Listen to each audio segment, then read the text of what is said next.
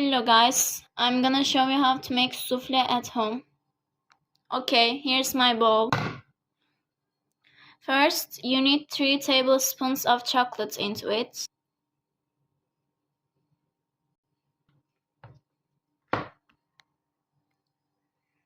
Then add 2 eggs.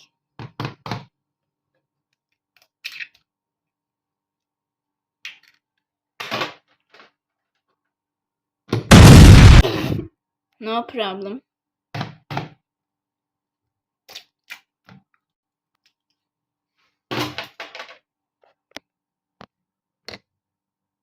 And stir them until melted.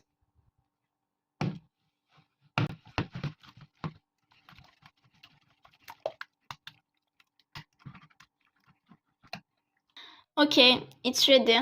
After that, pour 2 tablespoons of flour.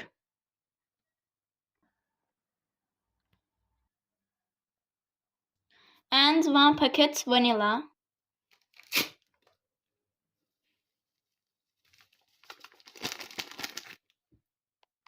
Okay, now stir the mixture until melted. Okay, it's ready to finally take small bowls and pour the mixture.